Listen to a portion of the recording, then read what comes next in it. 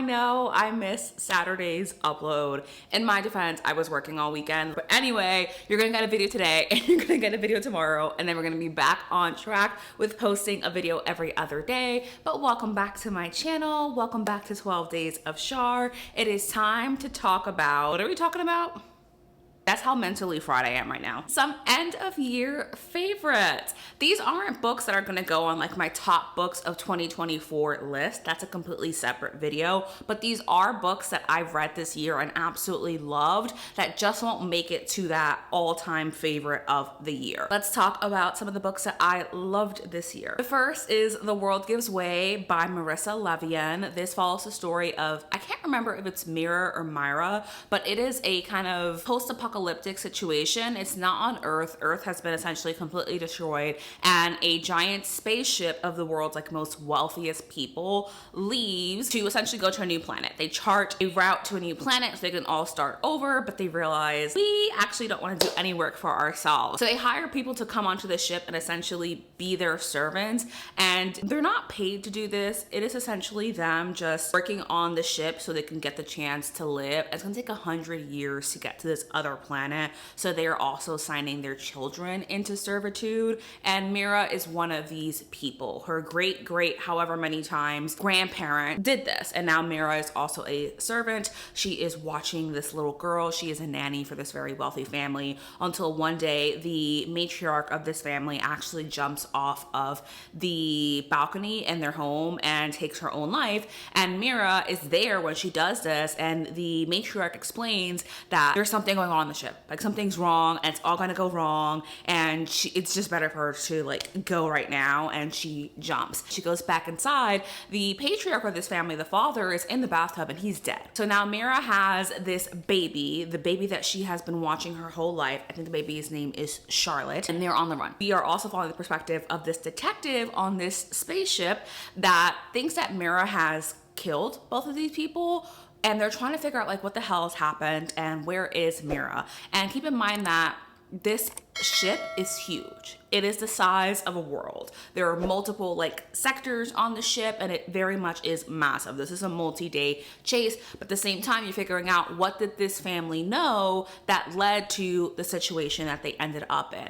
This won't be an all-time favorite for me, but I did really enjoy this. This is a sci-fi that I would generally recommend to people. I thought it was a lot of fun. My criticism of it is that I didn't like the detective's point of view. That's a surprise to no one because I don't like detective points of view, but this was still really good and I enjoyed it. And if you've been here the whole year, you know that I had a little bit of a historical romance moment. So I'm gonna put The Spitfire by Christy Caldwell on this list because it was a lot of fun. In this story, we're following Clara, and Clara owns a music hall. Keep in mind, it's a historical romance. Clara is trying to give women and children a shot at like a better life, an opportunity to do honest work, because she has been forced into sex work. She does not want to do that anymore. She doesn't want anyone to feel like they have to do that to stay off the streets. So she has this music hall. But the bill, there's some kind of like bill that's gonna pass that essentially says like they're not, the word I'm looking for is gone, but it's not something that they want in everyday society. And so she receives a notice that they're gonna force her music hall closed. And she's like, hell fucking no. But the thing is, a few days before this, she had saved someone from getting mugged. And like this person was about to die. Like the people who were mugging him were straight up gonna kill him. And Clara grew up in that area, and she knows it. She's very familiar with it, and she carries a pistol. So she actually ends up saving him and nursing him back to health, and then like letting him go back to his family. They do that. He goes back home. He remembers. He's like, cool. He doesn't know who that lady is. Just the person who saved his life. Lo and behold, this man is the one trying to shut down her music hall. And she's like, hell no, I don't fucking think so. And we have a lot of tension between them, and it was just so much fun. I really love this book, especially if you're someone who likes like banter and a strong female lead. You're gonna really enjoy this because Clara took no shit from anybody, and I was like, yes girl, period. And would I be me if I didn't include a monster romance on this list? The answer is no. So we have I Married an Incubus by Regine Abel. This was so good. If you love monster romances and you're familiar with this series, maybe you haven't heard of this one, but it is part of the Prime Mating series. The first one you maybe heard of because it's I Married a Lizard Man. The titles are hilarious, which you all know I love a campy, fun title. But this book follows the story of, I think Malaya is how you pronounce it, or Malaya, and she has been arrested and she is going to this prison planet and she's receiving a very harsh sentence for something that's just not just. Essentially, she's a reporter and she discovers that the head judge who does all these cases is actually extremely corrupt, and this is a massive scandal because he's from this species that essentially pride themselves on their honor and their sense of justice. For the persons to be corrupt is unheard of, but she has hard evidence and proof that he is corrupt, and she ends up getting framed for something that she did not do. She 100% was set up by this person because he did not want this coming out, and then he is the one overseeing her case, so he sends her to a planet where essentially she's gonna die. This is for the harshest criminals. He's just trying to silence her forever. However, the Prime Mating Agency gets word of this is what's going on, and they try to step in and help her. They can't prevent her from going to this planet, unfortunately, but they can get her to go with this guard who's kind of open to hearing about the case because he does have a very strong sense of justice. And if this person is corrupt, he wants to make sure that he also sees this justice. So he does end up taking Malaya into his home, and they have this marriage that they have to have. That's something that the Prime Mating Agency does. That's their loophole and how she's able to live with the guards because she is married to the guards. So instead of being in the prison with the other prisoners, she's now living in the guard's home, and this is Kronos. Now, Kronos and Malaya have this very interesting dynamic because he has a very strong sense of justice, and he's open to hearing it, but he's also oh, is this just another criminal who's trying to scheme me? Did she really do what they say that she did? But by essentially reading her aura, he realizes that she's telling the truth, and then you're following the development of their relationship, but also how they're working together to gather enough evidence to prove that this head judge is actually corrupt and has been sentencing people to death that really should not have been on this prison planet at all, and that has been flying under their radar. You can see there's a lot of world building going on, and I love those elements of it. If you love things like solving crime or just what I'm describing, if that sounds interesting to you, I think that Regine Abel does this really well. But also, if you love the romance elements of it and you're into the fantasy romance, Kronos is an incubus, which essentially is just a demon. He looks like a man with big ass horns, and their relationship is really cute. And also he lives in this beautiful big ass house on the cliffside. I highly recommend this. I thought it was such a good time. They're blowing leaves and mowing the grass outside, so I'm just gonna keep going. Hope that you can't hear that because I have the microphone on. Besties, I also want to tell you about Lola and the Millionaires, which you've probably heard of this book already. This is by Catherine Moon. I loved it. This follows Lola. Lola is a beta in the Omega verse world, and she has always wanted to be an Omega because in this world, Omegas are very, very desired, and betas are just kind of the normal people of the world. They don't really have anything pulling them, and essentially they end up to the wayside. And what Lola really wants is a pack. However, Lola has a lot of trauma in her past, and she's navigating that now. And I want to make sure that you know that Lola was SA'd in the past, and she is dealing with this. But Lola ends up with a new job, and then she's in the elevator with essentially who are her new bosses, but they're alphas, and she's overwhelmed by their alpha scent and pheromones, and it sends her into a panic, and they end up comforting her, and essentially she integrates into their pack. She works at this fashion magazine. They end up developing a really good relationship, but this is so much about how this pack welcomes Lola into them and how they do everything they can to reassure her. I'm not kidding. There's 4 men with giant leaf blowers right outside my window. But as I was saying, this is so much about how Lola is welcomed into this pack and everything that they do to make her feel loved and wanted and comfortable, while still acknowledging the trauma that she has gone through in her past and being super respectful of that. Everything is at Lola's pace, and they just adore her, and I love that. It was such a sweet romance, but because of everything that Lola's dealing with, it was also heavy at times. So I just want you to be mindful of that, but I did really enjoy this. At number 5, we have Georgie All Along by Kate Claiborne. This story follows Georgie, and Georgie is a people pleaser. She's kind of just been going through her life a little bit aimless. She feels like she doesn't have goals. She's accomplished very fantastic and wonderful things, but it all seems like she's doing it for everybody else and has never considered what it is that she wants in her own life, and she's kind of scared to do that. One day she ends up just leaving her job because the person that she paid for in Hollywood is retiring, and instead of finding a new position, she's like, I actually just want to take this time to go back home and support my best friend who's having her first baby and really think about what I want to do with my life. She goes back home, and when she's there, she finds a notebook that she wrote when she was a teenager, kind of listing out everything that she wanted to do, a bucket list of sorts. And she finds that really inspiring and motivating, and she kind of just desperately holds on to it because she thinks, oh, this version of me knew what she wanted to do, so I'm gonna do these things in the hopes that it will re-spark that passion in me, that it will help me find what I want to do.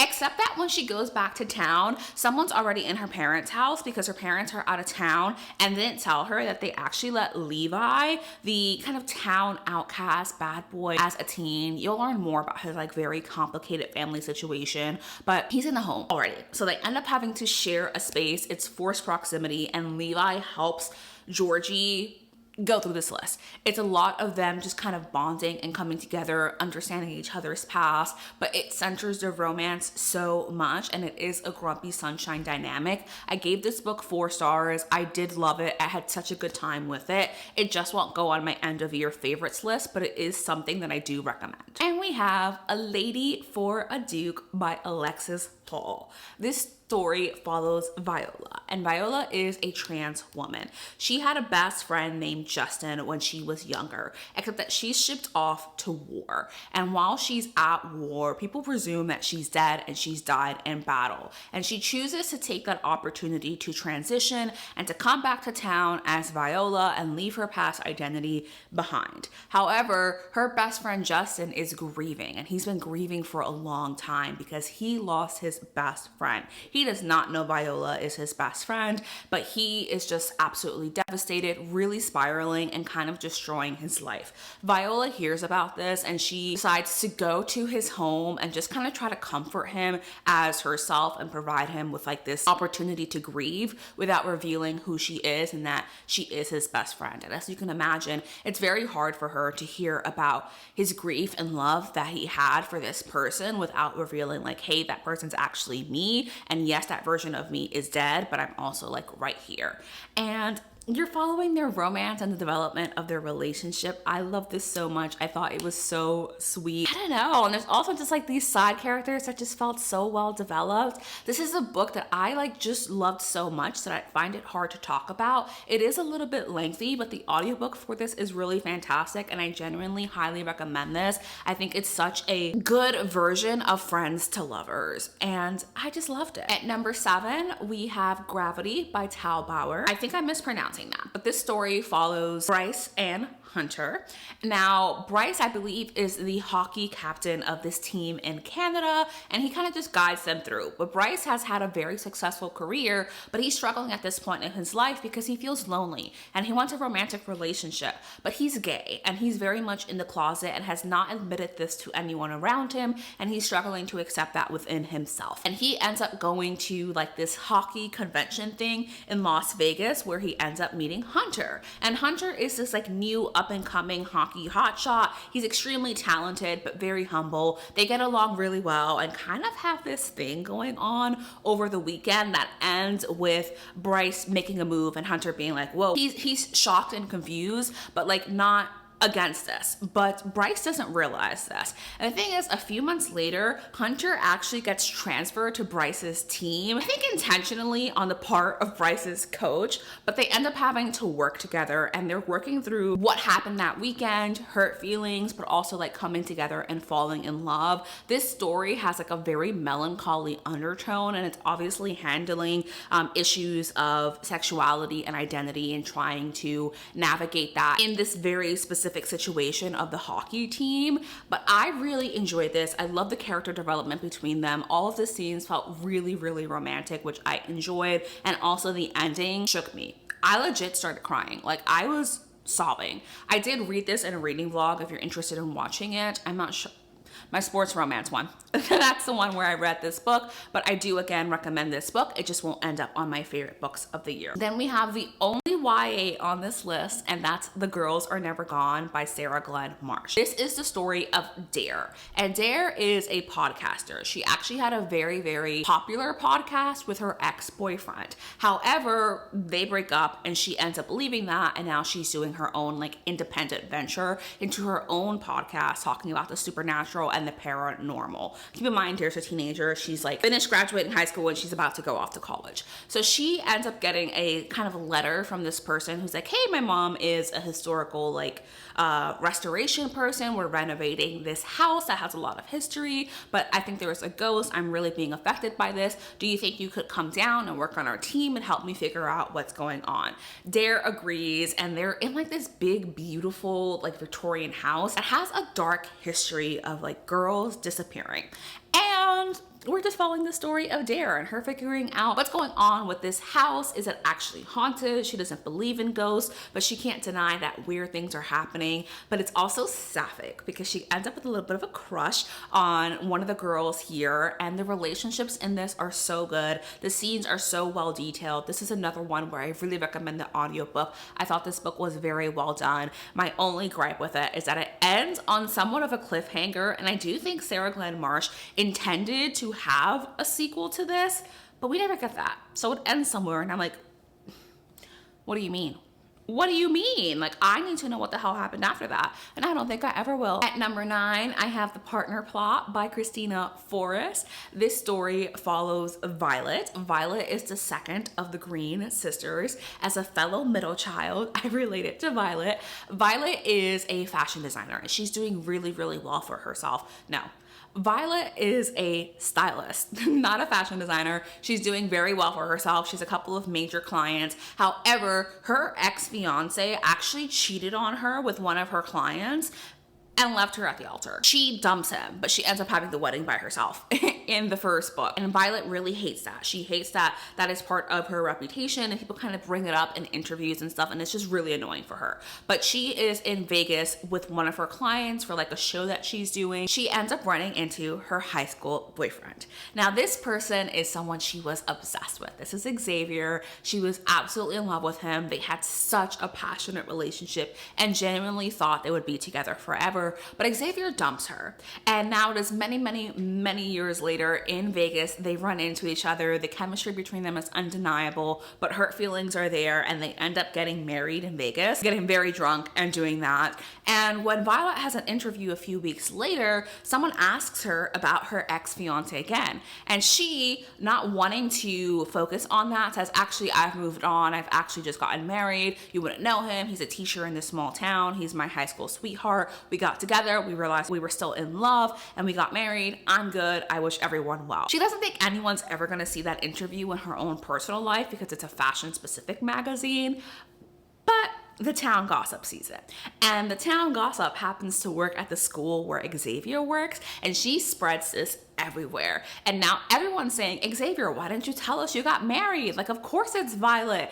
Please, you got to bring her here. So Violet and Xavier, this also gets back to Violet's parents. So Violet and Xavier have to come together in their small town in Jersey and essentially live together and act like they're married, even though that's not really what's going on there, so that Violet doesn't get exposed in this way, but also so that Xavier can try to get this job that he really wants. What I would say about this is that Christina Forrest Ernest managed to convince me to love a second chance romance. Me, someone who's like, you broke up for a reason. This, however, I'm like, these two are soulmates. I can so see why they want to get back together, why they're so in love. And I think she did such a great job of distinguishing between their teenage relationship and their adult relationship, and how they're so different, but how they still end up like shifting so many aspects of their identity and really growing up and maturing in very different ways, but still showing us that they belong together and that they're still a great couple. I absolutely adore this. I think this series deserves so much more love and hype. It is so good,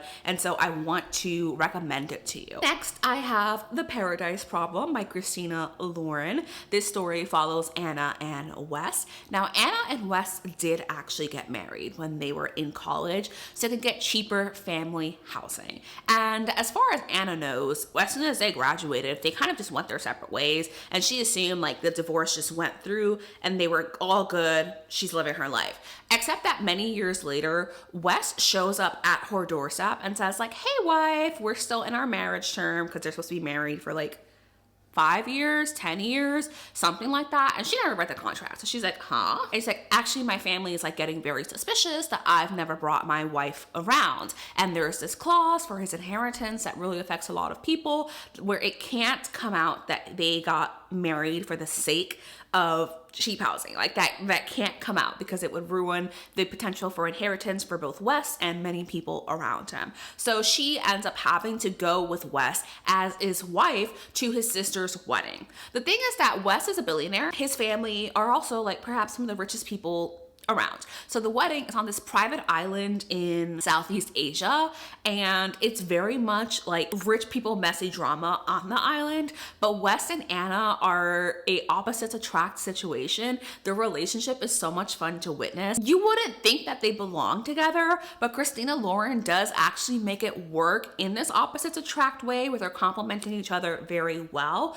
But Wes's family situation is of course very complicated. So Anna's learning more about this while also learning more about her husband, Wes, who she knows almost nothing about. Of course, this is a romance, so we all know where this is going, but I have to say this was so much fun to read. It's such a good like summer vacation read. If you just want to escape into a book, this is what I would recommend. At number 11, we have Everyone on This Train is a Suspect by Benjamin Stevenson.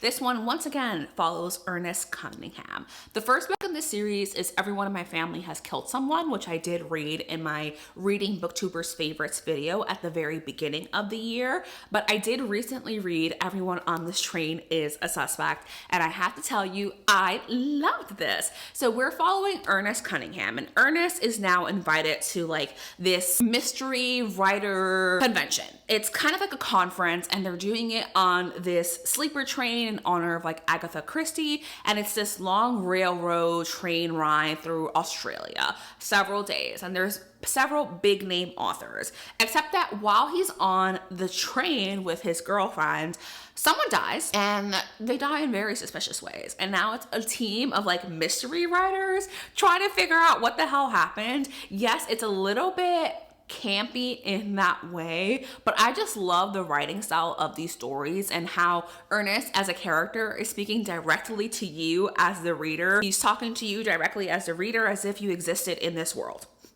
That is what's going on.